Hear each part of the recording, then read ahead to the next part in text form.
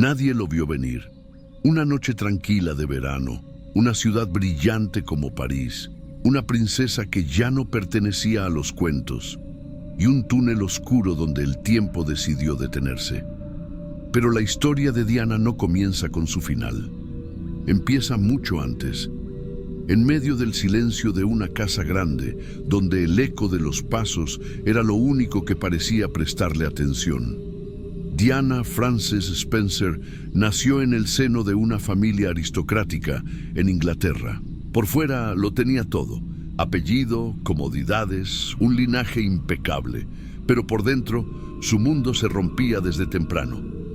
Sus padres se divorciaron cuando ella era apenas una niña, y en ese ambiente de discusiones constantes y miradas vacías, aprendió a callar más de lo que decía. La custodia fue una batalla.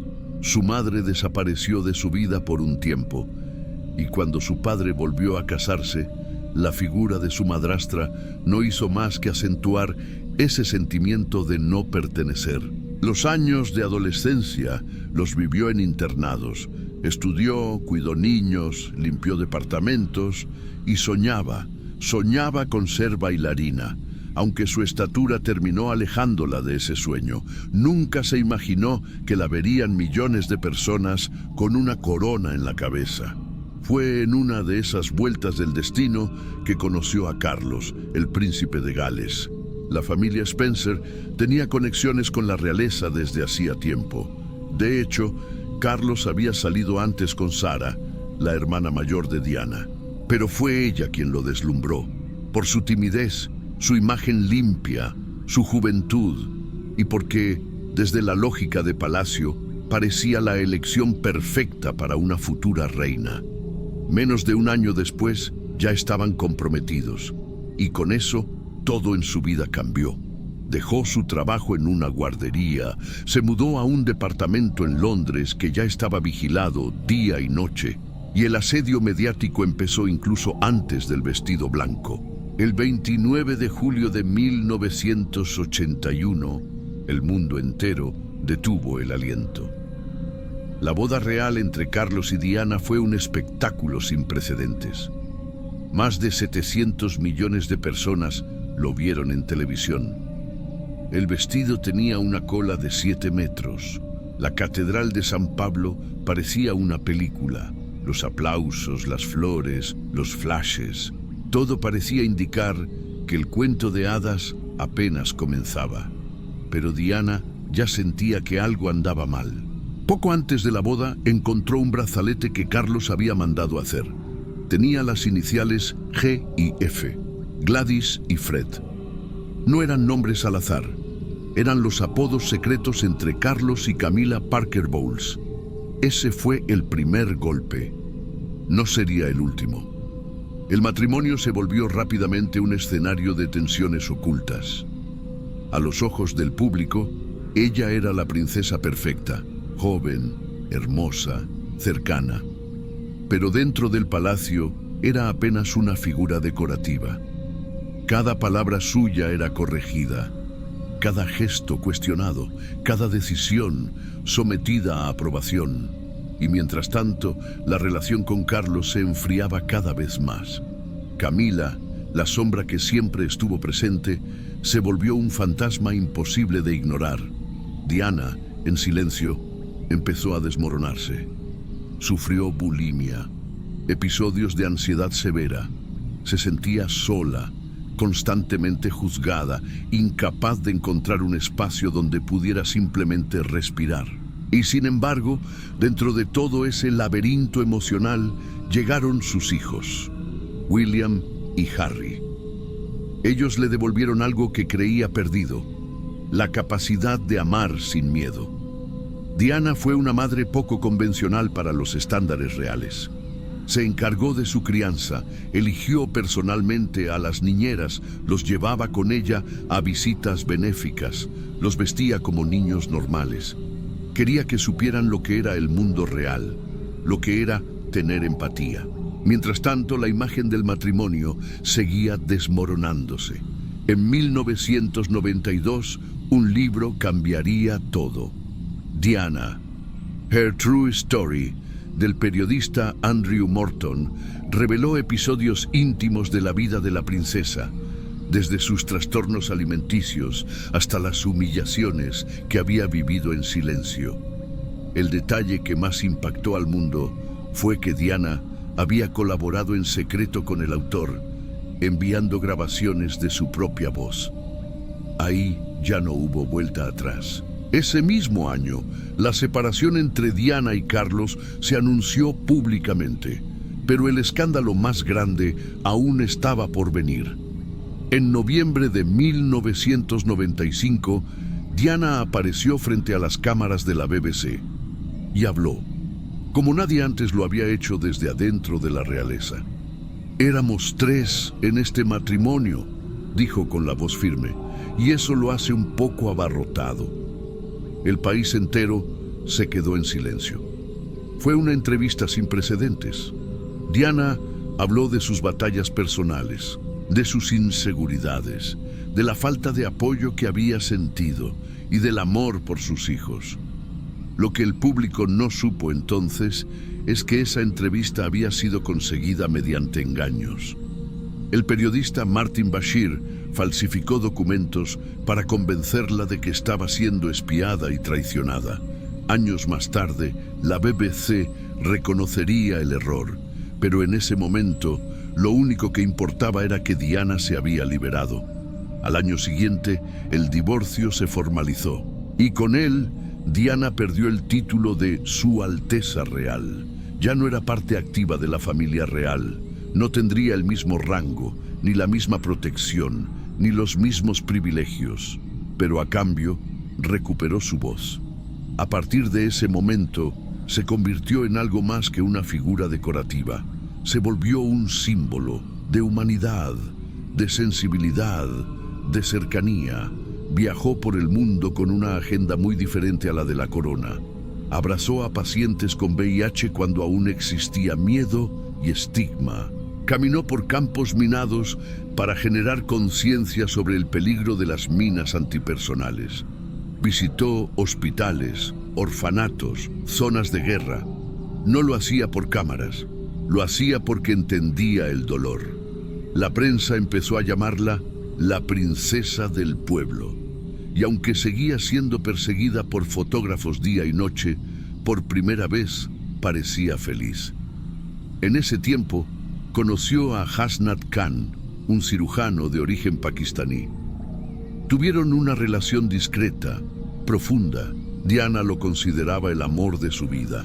Pero la presión mediática, las diferencias culturales y el rechazo de ciertos sectores hicieron imposible la relación. Terminó poco antes del verano de 1997.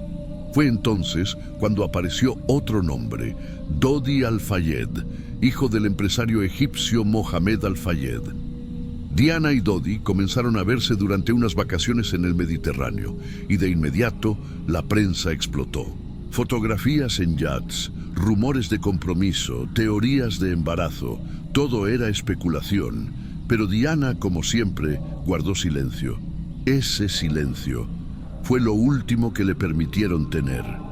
El verano de 1997 parecía brillar distinto. Diana, después de años de tormenta, se veía serena. Su sonrisa volvía a ser genuina, pero en el fondo seguía viviendo bajo la sombra del lente. Los paparazzi la perseguían con una obsesión casi enfermiza. Cada movimiento, cada gesto, cada mirada se transformaba en portada. A finales de agosto, Diana y Dodi viajaron al sur de Francia. Pasaron unos días en la costa, alejados, o eso creían, de la mirada del mundo. Ella quería descansar, estar tranquila.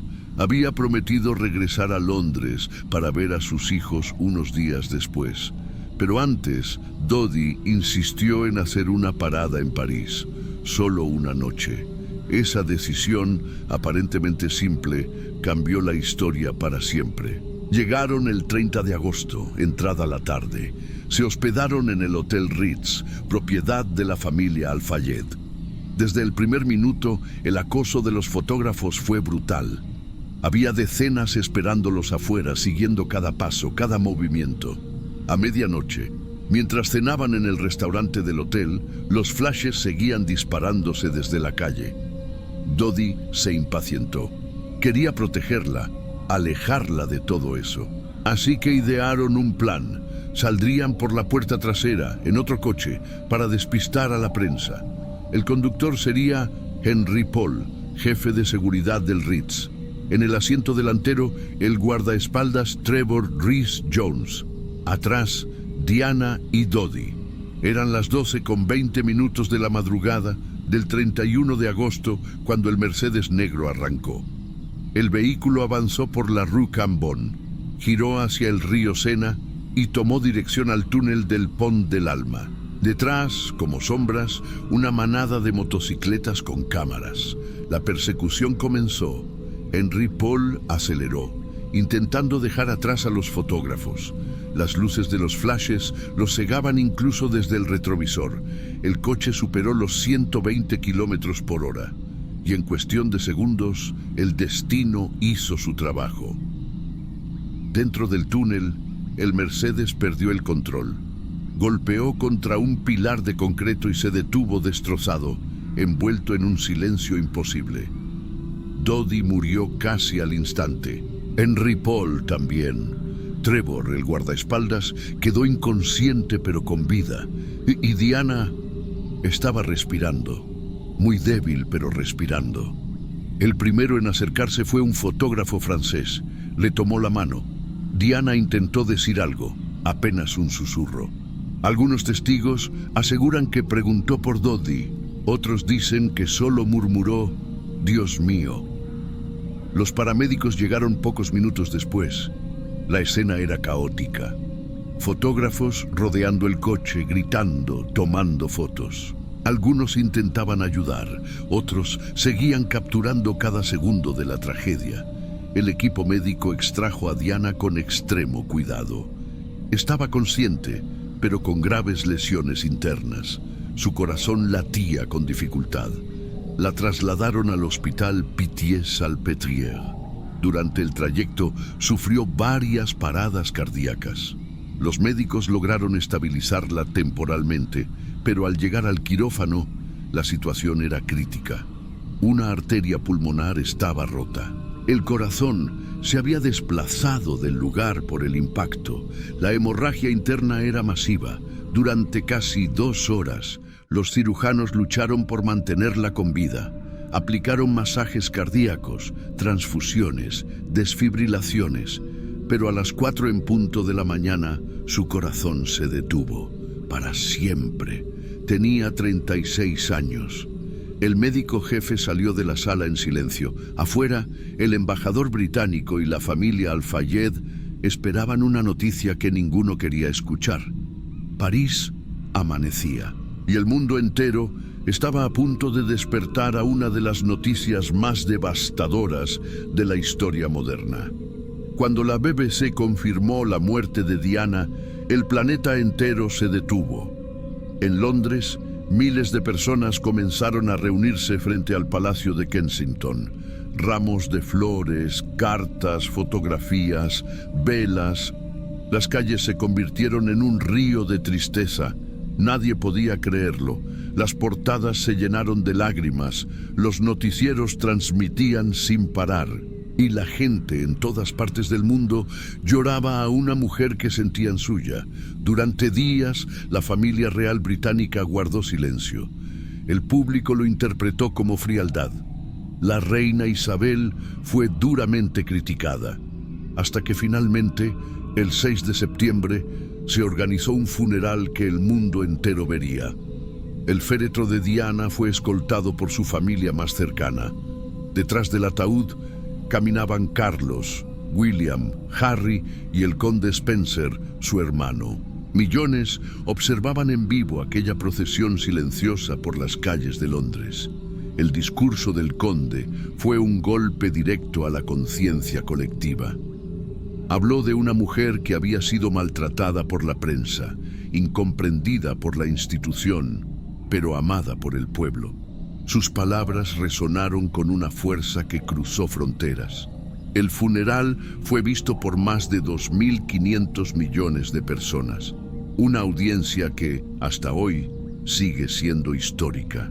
El cuerpo de Diana fue sepultado en Althorp, la finca familiar donde había crecido, no en la abadía ni en un panteón real, en una isla privada, rodeada de árboles, reflejada en un pequeño lago.